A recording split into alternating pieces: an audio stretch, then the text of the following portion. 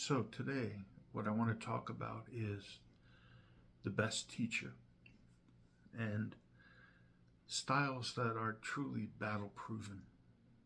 Now, I know what you're told. I know that when people with the best of intentions take information and try to really authenticate their own experiences, is the best way to put it. It can sometimes seem like the truth, but one of the things that a martial art has to teach you, just like in education, is to think critically. And only when you can think critically about martial arts, self protection, will you be able to understand the best teacher and the best style. Okay?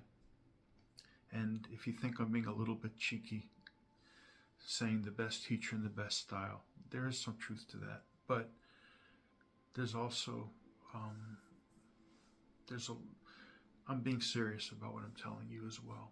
Very serious. So, first of all, let's talk about the notion of a battle tested system and what makes somebody effective in the martial arts. Technically speaking, battle tested systems are systems that have been in conflict, okay? Life and death conflict. That would apply to the Japanese Koryu arts. That would apply to certain Southeast Asian styles of Kali. And there are other styles as well, obviously. When people look at those styles, the immediate reaction is that they no longer are relevant. That's a misconception. Any art that was able to adapt and sustain itself under conditions of life and death conflict is able to adapt to new circumstances. Let that sink in a moment. If your art has the ability to be effective in a life and death situation, why is it so that it would not adapt itself to present situations, including life and death, self protection, and otherwise? Okay, did that sink in? When you look at arts that have been around for generations, they often look like they've been stunted, like they're recreating a situation. That's a legitimate complaint. But I want to tell you something else about martial arts, and this gets into the best teacher. The thing ultimately that will teach you the best is the style. The style has the elements in it. You have to find them.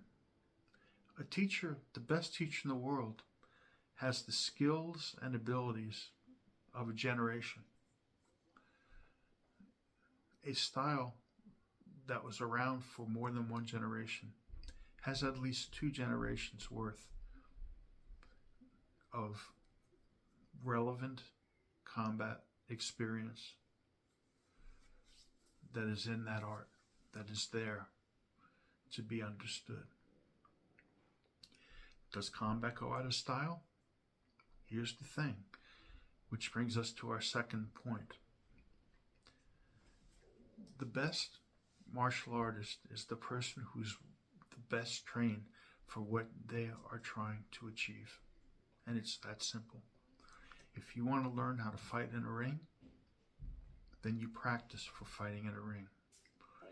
You take different approaches, you put them together, you modify them for your own particular insights, your own particular body type, and your own particular approach and philosophy. You are training for that situation, and you are being effective. If I train to fight in a ring very effectively, some of that carries over. But is it the same as employing weapons, understanding different scenarios in self-protection strategies, using different parts of the body that don't necessarily work very well with padding, using weapons effectively, including using them in a manner with restraint so that you don't necessarily have to just cut somebody open in order to be effective with a knife, or knowing how to use different types of weapons effectively with control. Your training allows you to take control of your situation and to be effective. So when we talk about the best style, okay, the best style is the training and experience geared towards your endeavor that you are training for. And it's always going to be that simple. If I train to be a boxer and I'm a prison guard, and there are situations that occur where you have to get out of an area of the prison and you're blocked by the prisoners.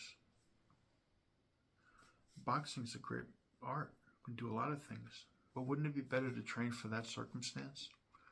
Specifically, considering that's something I have to deal with. And again, this brings us full circle. Now we'll come back to why the older arts are indeed effective. They're effective because the training was for a life and death situation. And the implements that were used are basically still what we use today. Firearms, if you really look at firearms carefully, the same principles apply to using firearms as any other weapon. And there's even a misconception about pistols. From a shorter range, 10 to 15 feet or so, knives are equally deadly and sometimes preferable even. So firearms also have their limitations as well. We can go into a whole thing about that, but it's not our topic today. So what does that mean for us in our system, our understanding?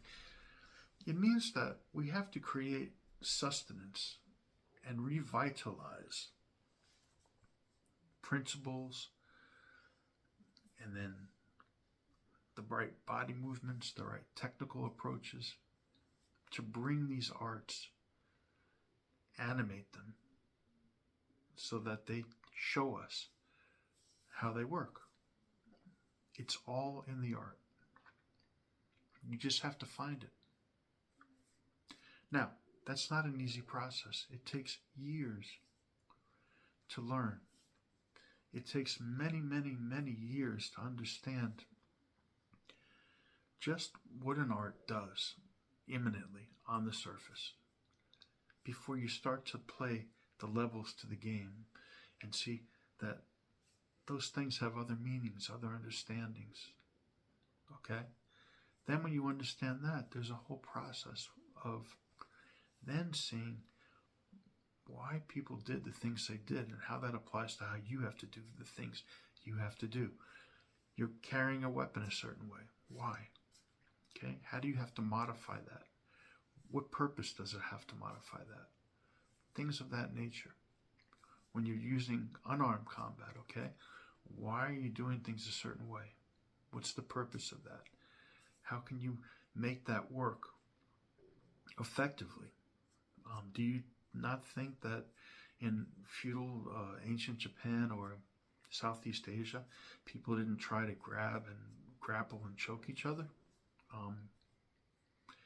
Jiu-jitsu is an incredible art, and the modern interpretations of the art that rely more on a particular aspect, in this case grappling,